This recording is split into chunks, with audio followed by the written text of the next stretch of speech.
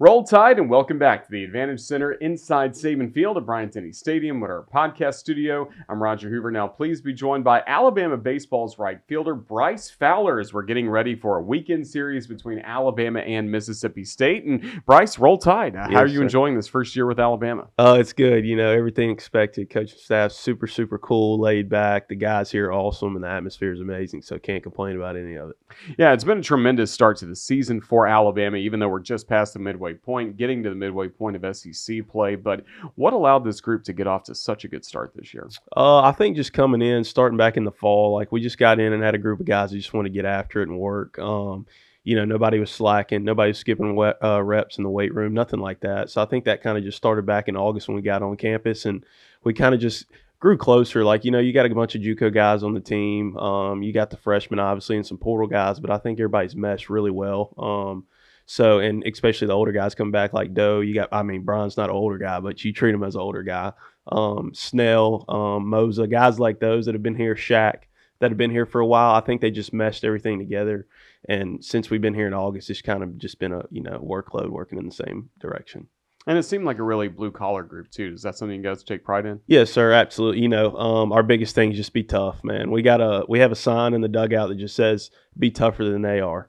We kind of came up with that when we got back in the spring preseason, just like we just want to be the tough group. Like, rolling at A&M, on paper, we're not the most talented team, but we just want to be tougher than they are. And, if you're the tougher team on the baseball field, you're really hard to beat.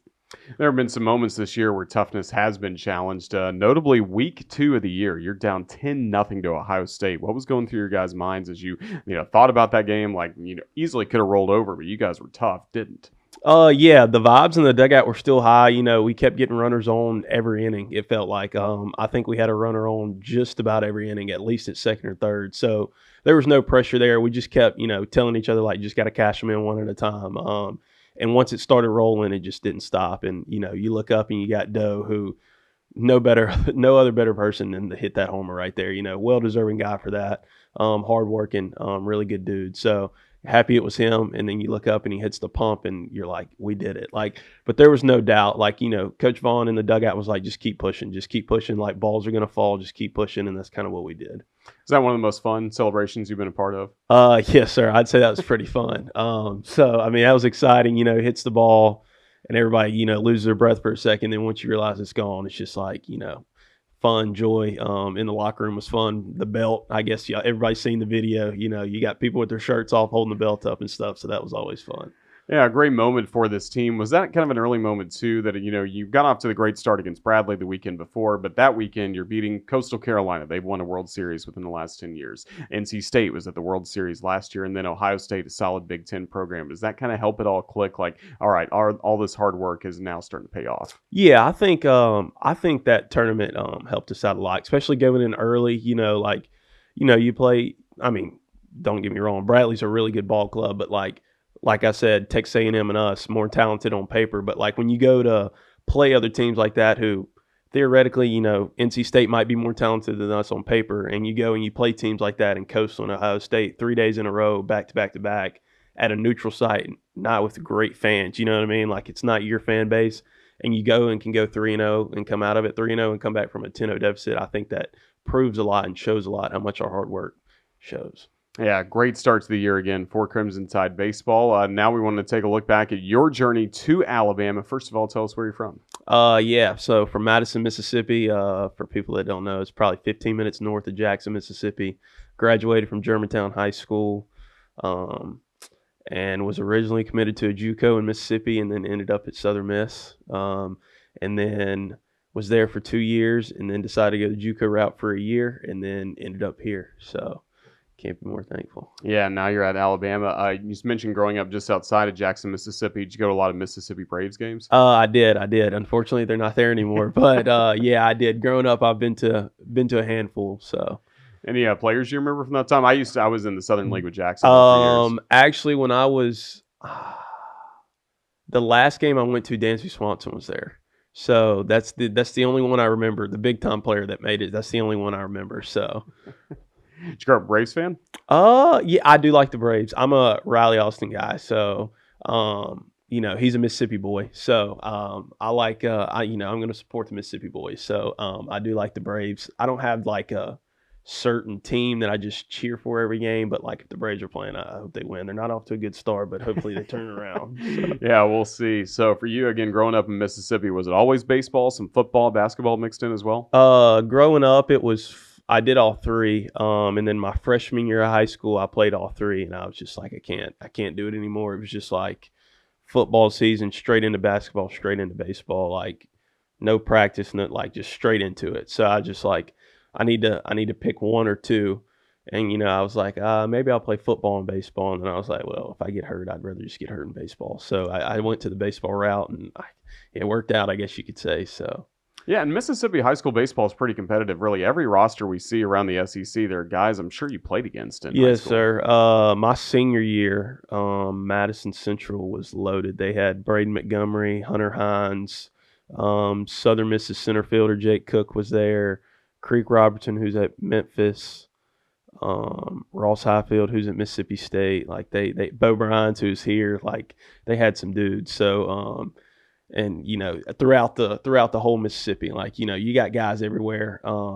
But that my senior year was unreal. Like they're loaded. DeSoto Central was loaded, who's in North Mississippi. Like Lewisburg had a couple Ole Miss commits and stuff like that. Like it just felt like every team you played that year was just loaded with talent. So. And for you, getting recruiting attention started around you, you mentioned you were thinking JUCO first. Why was that? Yeah, the JUCO route just was more of wasn't really talking to D1 schools. My junior year, COVID hit obviously. But my junior year, like had a good start to the season, was pitching more than I was hitting, and COVID hits, and then we go into summer ball, and had a pretty decent summer on the mound. The bat was decent. And then was committed to Pearl River. I committed it early in the summer to Pearl River, and then like last minute, late in the summer, Southern Miss called, and I had a couple buddies already committed and going. I was like, oh, it's a no brainer. Like I gotta go. So I ended up committing, but I ended up committing as a pitcher. Is the funny thing. So I went to Southern Miss as a PO, and then had live ABs and had a good first day of live ABs, and then I haven't touched the mound since. So. I'm not going to complain. I do miss pitching a little bit, but I don't miss the arm pain, so not going to complain about it. Describe your style as a pitcher. I really just throwing strikes, really. I hated walking people because I knew it. I knew my defense hated it, and I hated walking people.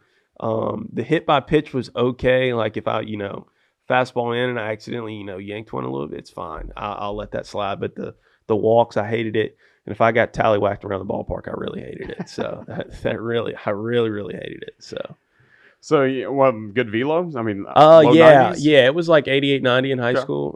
I think touched the one like a couple times. So the changeup was the go-to pitch. Decent curveball. So I was an okay pitcher. Like I was decent. So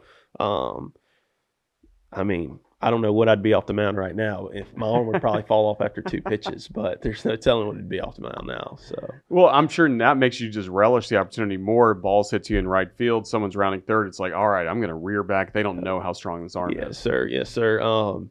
I think it's funny. We talk about it all the time. Sometimes, like some of the outfielders just. Not everybody, but like some of the outfielders will like lollygag and barely throw the ball, and you're like, all right, I'm going to deke you today, and then they hit one to you and you rear back and you throw it, and you're like, oh, where did that come from? So it's kind of, you can play that game. It's kind of funny to do it sometimes, but when you're playing like last night, you can't do that. They know. So but like when you're playing teams that they don't know you, it's kind of fun. You can do it sometimes and get away with it, and it might help you out and give you an extra outfield assist. You never know. Well, you did that earlier this season. Didn't you act like you couldn't find the ball? Yes, and then sir. You knew it the entire time. Yes, sir. It was like that twilight hour that we talk about all the time. It's like pointed out, and luckily it was a perfect time to do it. And it was cloudy too. So he popped it up, and I saw it the whole time, and I was like, this is the perfect time to do it. So I kind of just threw my hands up for a couple of seconds and was like, I can't find it. And luckily he took the extra step to second, and then realized I had it the whole time and went to go back. And luckily I just lobbed it over there to Big Doe and got the out. So pretty good feeling, right? It was. It felt good that it finally worked, because I tried it earlier in the season. It didn't work at all. Not even close. I looked stupid out there in the outfield doing it. So just glad it worked. And I told everybody when we got back in the dugout, I was like, it might not work for the rest of the year, but it worked once, so we'll take it. Well, it certainly will. So, for you, you start your career at Southern Miss, and that was really good ball clubs you joined. What, super regionals both years you Yes, were there? sir. Yes, I mean, sir. that's pretty special to be on a team like that, but I know it had to be tough not being on the field as much as you were used to. Yes, sir. Yeah, it sucks. But I think it bettered me. Being able to sit on the bench behind older guys that I mean, two super regional teams that I got to just watch and kind of learn the game a little bit more. I think helped a lot. It sucks like sitting on the bench for 2 years, and then my second year, you get a couple of at bats here and there, like when we're getting beat by 15 or beating somebody by 15. It sucks, but I mean, it's part of it. I think in the long run, looking back, it kind of helped my career. Just as far as baseball IQ goes and like knowing what to do in situations when the game comes to you, I think it helped a lot. And then go to JUCO, and the baseball IQ was there, and then I just needed reps, to get better. And once I started getting those reps, it kind of everything just kind of started clicking, and I just started rolling from there. So that was the main motivation going to Pearl River, was to get those reps and just daily playing time. Yes, sir. Just be an everyday starter. You know, if I could have stayed at Southern Miss, I probably would have. But for my career purposes, I thought it was just better. Us and the coaching staff just thought it was better to go play every day instead of maybe coming off the bench or starting one day and then not playing for a little bit and stuff like that. So just went to JUCO and played every day and got what I needed, and here I am. So. Well, I mentioned your high school baseball was really competitive, and then I think people don't realize how in Mississippi, maybe people do realize now because of the Netflix show, how competitive like JUCO football is in Mississippi, with Last Chance U showing East Mississippi. But I mean, the baseball ranks as well. There's so much talent that comes out of those schools. Yeah, you just got a bunch of hard-nosed, tough kids that come out of it. Like a lot of it in Mississippi that I've seen the year I was there was like kids that got told they couldn't do it. Kids that got overlooked out of high school, like stuff like that. And I think people just kind of hold on to it and hold a grudge to it, and have something on their shoulders, and it means a little bit more when they play. Um, so especially when guys too, and it's like some guys know other people, and they're like, I'm better than that guy. They probably should offer me instead of him. Like stuff like that. Like I think it's just hard nosed, tough baseball. Like everybody on the field's tough. Like everybody's trying to go win a national championship. Like, and it's a gauntlet trying to come out of Mississippi, because you got all your Mississippi teams that make it, and one team hosts a regional, and then you got to go through it, and then you get to go to Enid for the national championship. But like, it's a gauntlet. I remember last year, like, show up and it's like we're down Hines Community College, which is like right from probably 15 minutes from my house. And you look up in the third and you're down 5-0, and we beat these guys by 10 runs in the regular season, both games. Like stuff like that. Like it's just like when it's that time to go, it's like people just go. Like they show up and it's a completely different team, which I know that's everywhere, but like it's just like they're more tougher. They want it more. Like it's not even the same team you play in the regular season. And that's what my head coach at JUCO was like. He was like, whatever happened in the regular season, just flush it, man. Like this team we're about to play is not the same team y'all beat by 10. Like it's not going to happen. And he was right. Like they came out and put 5 on us in 3 innings, and we're scratching. Then you look up in the 6th, and it was 5-5, and we're like, okay, like now we got to get going. And then we played LSU Eunice. We're beating them 5-3 and let them come back and beat us, and then they 10-run ruled us to end our season. Like it's just like stuff like if you don't show up and you're not ready to go, it's just like you're gonna get dragged up and down the field. So, but it's good competition. Like you like the toughness. There's a little bit of chirps going on there. You can get a little bit away with a little bit more there as far as trash talking goes. But it's fun. It's good. A lot of people too. So like, you're always playing against a buddy you probably went to high school with, or somebody you grew up, playing travel ball with, or something like that. So it's good competition. It's always fun. So. And a huge part of it as well, getting that daily playing time, refining your craft is certainly a huge part of it, but also getting noticed by D1 schools, once again, is a huge part of it as well. And for you, it wasn't like necessarily the plan was, all right, Pearl River, right to Alabama. Can you kind of walk us through the whole recruiting journey? Because it turned out to have some twists and turns for you. Yeah. So got to Pearl River in the fall, in August. Was kind of working on the swing, mechanics, stuff like that. Just trying to figure some stuff out. Had a decent fall, taught to a couple schools, Eastern Kentucky, Jacksonville State, and Campbell, I believe, were the three that I talked to. Um, Campbell was talking to me a lot. I go up there on a visit. Coach Hare and the coaching staff up there was awesome, and that place was pretty cool. So flew up there, went on a visit. It was actually me and another pitcher, and we got up there and we left, and they were like, "Hey man, like, the way we do it is like if you don't want to be here, then like we need to know." And they were like, basically like, you got 48 hours. They were like, if you can't make a decision in 48 hours, then like you don't want to be here. And I was like, all right, makes sense. So I get home, parents drive down, have dinner, talk about it, and I'm like, I mean, sounds like a pretty good deal to me. Like, I know it's far from the house, but maybe it's what I need to get away. Because I've been in Mississippi the whole time. I was like, maybe I just need to get away. So, we talked about it and kind of came to the conclusion, like, yeah, let's do it. Why not? So um, committed the whole year. Had a really good spring. And then June 20th or something like that rolls around, and then I wake up to a phone call that Coach Hare had left and was going to Ohio State. Um, so, and the biggest thing was like it's late in the summer. Like, I was kind of freaking out because I was like, where am I going to go? Like, most teams probably have their guys already. Like, it's the end of June. So I call my JUCO coach and I'm like, yo, like, what do you think? Like, do I stay committed and go, or do I get out and try and find somewhere else? And um, I think you'll be all right finding another place, laughing and joking. And I'm like, all right, well, maybe he knows something I don't. So thought about it all day, talked to the parents, talked with high school coaches, JUCO coaches, friends, everybody. And came to the conclusion, like, all right, I'll just get out of it and see what happens. Like, you never know. Get out of it. And I mean, I wasn't decommitted for 5 minutes and Coach Mo called me. So I'm going to guess the laughing and joking from the JUCO coach was because he had already called here and was like, hey, I got a guy that's available. Called Coach Mo, and, like, some coaches will give you like the fake enthusiastic, like joyful personality, but like Coach Mo, like when he calls you, it's like the same guy that's you're on the phone with for 30 minutes laughing and joking is the same guy when you show up on your visit. Like, there's no different, like it's the same thing with the coaching staff. Like, I think that was the biggest thing, is like there's no like fakeness, like there's no like just fake talk, like chitter chatter just to get you to commit. Like, when they tell you things, I think they mean it. Like, they're joyful, like the personalities are incredible. Coach Mo, like, he's amazing. Like, you're gonna joke with him on the phone, you're gonna laugh, like stuff like that. So it was awesome. He called me, was like, hey man, like, we've seen you play, like we want you, like, can you come on a visit? And then Coach Vaughn called, and I was like, yeah. So like 3 days later, I'm on a visit here. Coming in, the only guys I knew here were Doe and Bo. When I came on my visit, there was the guys I knew. Bo was coming in, and Doe was obviously here because we played travel ball together. And then, get on the visit. Me, mom, dad are here.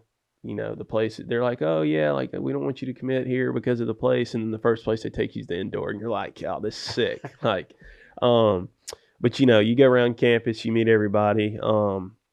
And we get back in the car, and I mean, we made it probably an hour and a half down the road. I was like, there's no way I can say no to that. Like, there's no way. So we get home, and I call Coach Vaughn, and I'm like, I'm in. And he's like, perfect. And then show up in the fall, and it's been great ever since I got here. The guys are great. The coaching staff's great. And the biggest thing that I like about the coaching staff is, like, they're super chill and laid back, but, like, when we need to lock in and we need to get things done, like, they can lock in and get things done with us. Like, and everybody knows that too. Like, everybody, I think for the most part, has the feel of like, all right, like today we can like get things done, but it can be in a more chill manner. And then like there's days when we show up and we're like, all right, like today we're going to lock in and get things done. So I think that's the biggest thing too. And like, a lot of coaches yell and stuff like that. And, a good yelling's good every once in a while, but like Coach Vaughn, I think the big thing for him and the difference is like, it's more of like a stern disappointment dad talk. Like when we mess up, like, I mean, he's lost it a couple times, don't get me wrong, but like when we mess up, it's more of like a stern disappointment. Like I expect better out of y'all. Which I think sometimes that can definitely help a lot more than like, you got some freshmen that might not can handle the yelling and the butt chewing and all that stuff. But I think sometimes that stern disappointment, like, hey man, like y'all got to lock in, like y'all got to do better. Like I think that's what's made us good too. Like it's more of like a player type deal, like where he's like he looks at a couple players, he's like, I expect better, and then those 3 or 4 players are like, hey man, like we got to lock in, like got to get it clicking, like let's get it going, and then everybody buys in, and the next thing you know, it's like you got 40 guys that are bought into it, and it's rolling smooth as can be. So I think the journey's been great. I can't complain. The football games were unreal this fall, unreal. So that was my most exciting thing for sure. And just the fall with the guys, the scrimmages, football games, just hanging out with the guys, create memories and friendships that'll last forever, hopefully. So it was fun for sure. Now, did you grow up a State or a Ole Miss fan? So my mom was an Ole Miss fan and my dad was a Mississippi State fan. So I kind of did a little bit of both. It just kind of depended on who was playing and who they were playing and stuff like that. So I did a little bit of both. And then unfortunately, my uncle and grandfather are Tennessee fans. So it's very unfortunate. But I did get my uncle to say Roll Tide a couple weeks ago. So that's pretty good. We're taking steps. So that made it, I imagine, even easier to adopt Alabama. As like now you're a Bama guy for life when it comes to football, right? Yeah, 100%. Yeah, I mean, football games, like I said, were unreal. I mean, I knew it was crazy just from seeing it on TV and like stuff on TikTok and Twitter and YouTube and Instagram, but like in person in Bryant-Denny is unreal. Like it's unbeatable. It's the craziest thing I've ever seen. Well, there are a lot of superstars when it comes to Alabama football throughout the years, and right now you're getting to play with a superstar here at the University of Alabama in Justin LeBron. You hit in front of him this year. You've been around him defensively as well. Just when you watch him play, how good is he? I've played and seen some good shortstops play, and Justin LeBron is way, way, way above them. Like it's the way he goes about his business, the way that he goes about his business at the plate, the way he takes pride in defense, and like sometimes you watch the guy hit and you're like, I'm sure other teams are like, oh, he's probably not even that good. Like you watch his BP and they're probably like, oh, like he's okay, he's probably overrated, and then he gets in the game and like he hits 2 pumps. And you're like, all right, like he's real deal. Like I think the biggest thing that I realized is like he has that switch you can flip. Like at practice, like he's serious, but like still playful, like playing around, having a good time. During BP, like he's a little bit serious, a little bit more serious, but nothing crazy. Like still being him, like having fun, laid back with it. And then you get in the game, and it's just like it flips like that, and it's like, all right, like it's time to lock in, and he's locked in. Like he's still talking and having fun, but like it's locked in. And then, he comes up for his first AB and he hits a pump and you're like, yeah, he's locked in. Like I'll never forget we're at Ohio State, and before his first bomb, he comes in the dugout and he's like, all right, I'm going to try this. I'm going to start trying. That's what he said. And I just started laughing and I was like, I don't even know what that means, dude. And next thing you know, he goes 108 backside off the brick wall out there where they're building the suites. And I'm like, all right, like maybe you are trying now. I don't know. And then he does it again, and I'm like, this is ridiculous. Like, it's unreal. Like, the defense is elite. The bat's elite. Like, I mean, he's a 1-1 pick for sure. There's no ifs and buts about it. Like, if he doesn't go 1-1 next year, whoever has the first pick in the draft is stupid. Like, that guy's, I mean, one of a kind, like, actually. And I think the best part about it is he doesn't, like, off the field, like, we don't even talk about baseball. Like, it's, hanging out, video games, like, shooting pool, like whatever it is, like baseball's like the last thing on his mind, like, which is, I think, is great. Like, you get some guys that are like that and like have a big head and like are super cocky, but that, like, he's not like that, like super good guy off the field. And I think the best part about it too is like, even with the fans, when everybody's like, Justin, can you sign my ball? Like, he'll stick around and take pictures and sign balls. Like, not everybody does that. So it's definitely special to play with a guy like that, for sure. Yeah, Coach Vaughn's talked about it, saying, sometimes he's seen when there's a star player that can breed some resentment sometimes from even your own teammates and stuff like that. But it sounds like you guys click really well. He stays pretty grounded the whole time. Yeah, I definitely think having a guy like that on your team definitely boosts the people around you, for sure. Just makes guys want to be better. They're like, oh, this guy's doing that. This guy's doing this. Like, I need to go do this. And I think you got one guy do it, then it turns into 2, and then next thing you know, you got 9 guys doing it, and the offense is rolling like no other, and it's clicking on all cylinders. So same thing with the pitching staff. So I think always having a superstar like that on the team is good, whether it's a pitcher, hitter, a pitcher and hitter, whatever it is. I think it always ups the I guess, intensity and level of play for sure.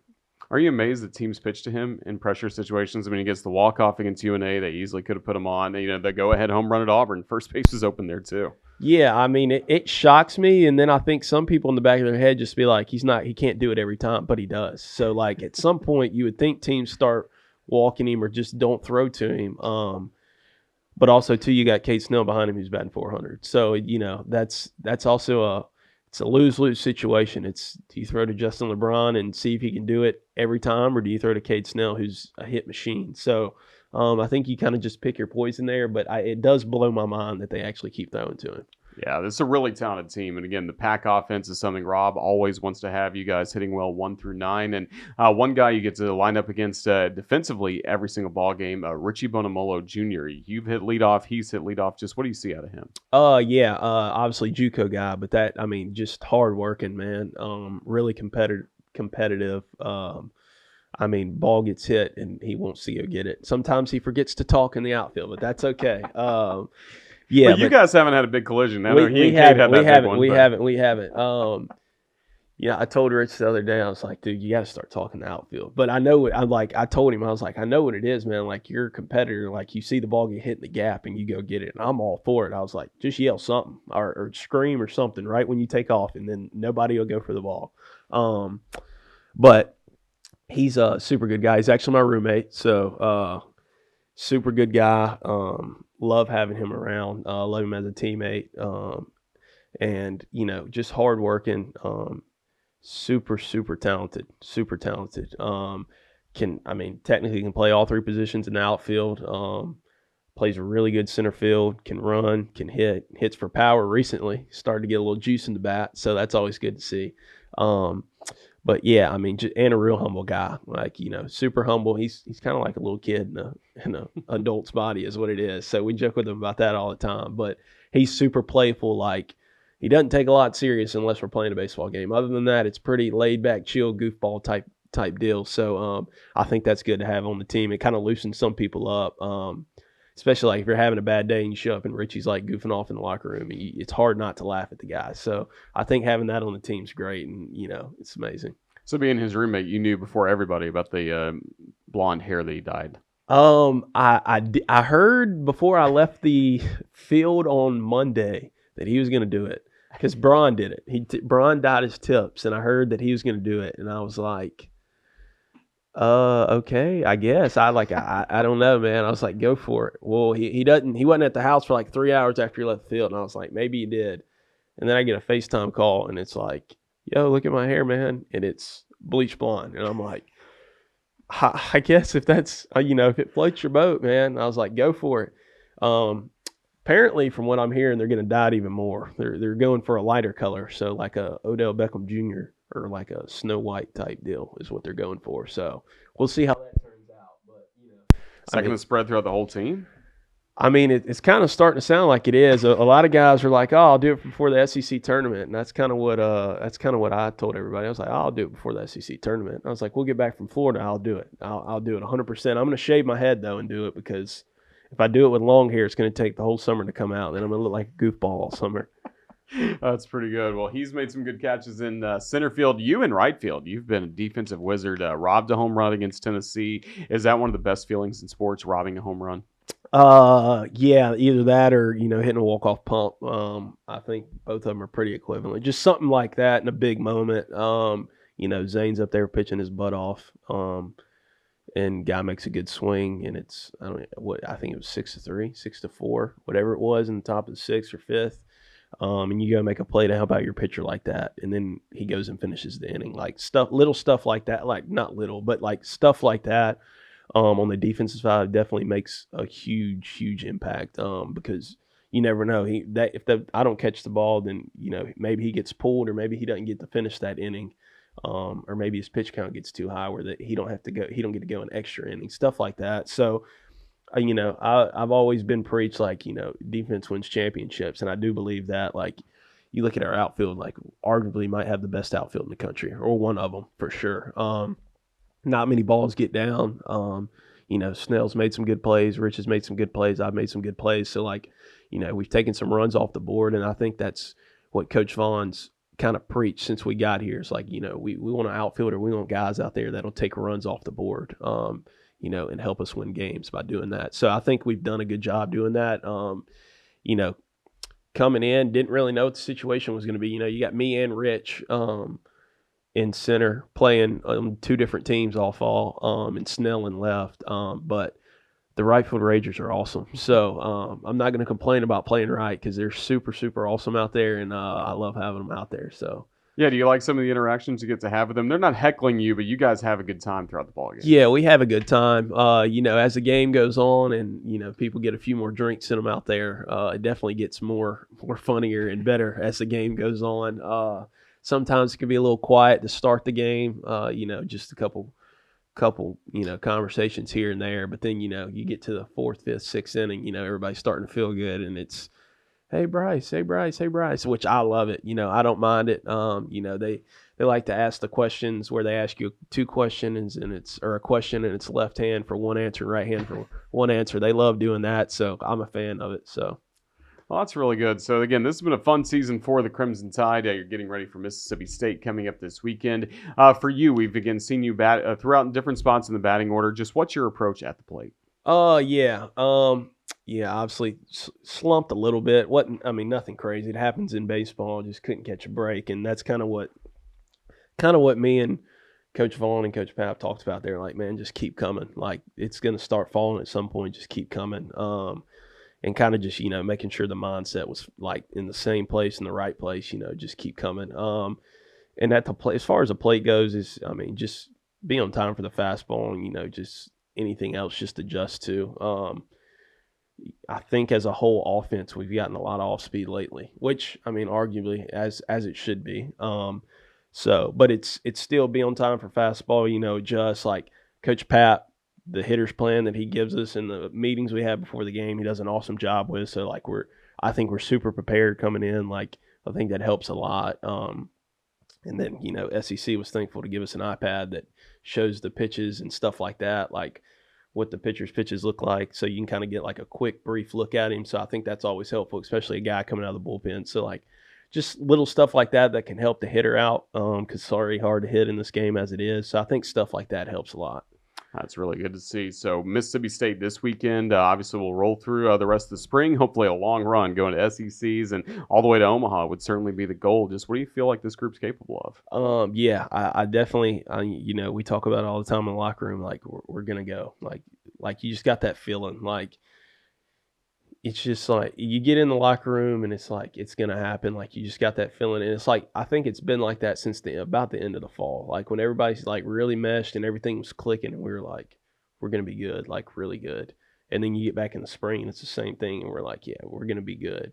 And then I think the biggest thing too for us was like preseason top 25. You don't get put in the top 25. But we were talking about in the locker room and we're like, well, good. Like let them doubt us, because when you look up in June and the Tide's in Omaha, Nebraska, like that just kind of proves a point. Like, and I think that's the biggest thing too that I like about this team is like we have a bunch of guys that don't care about the rankings. Like whether we're 1, 8, 25, 23 or not in the top 25, like it doesn't matter. Like we just keep coming every day. So I think that's a good thing to have as a team. You don't get caught up in all that mess. I think getting caught up in the rankings can definitely hurt you down the long run. But hosting a regional and super regional in Tuscaloosa would be sick. So that's what we're shooting for. That's the goal for sure. And I think there's a really good chance that it happens. That'd be really special. And then after that, in the summer, any summer ball for you? Just maybe focusing on the draft. What could be next for Bryce Fowler after this year? Yeah. It kind of just depends on what the body feels like. Obviously, how long we go and stuff like that. If I need to go play summer ball, I'll probably go play summer ball. If not, then I'll just hang around and chill and enjoy the summer. Whether that's come back here or go to the draft, whatever that brings. That's kind of what I'm thinking. If we go all the way to the World Series, then summer ball, probably maybe for a couple weeks, nothing crazy. I'm sure the body will probably be hurting a little bit by then. So, but it just depends on what the season does and how far we go. So it's kind of how that'll be based off of it. Well, I can't wait to see it. Should be a fun run with this baseball team coming up. But Bryce, just thank you for all the time you've given us today on the Crimson Tide Sports Network. Best of luck, and we look forward to seeing you again. Roll Tide. Thank you. Roll Tide.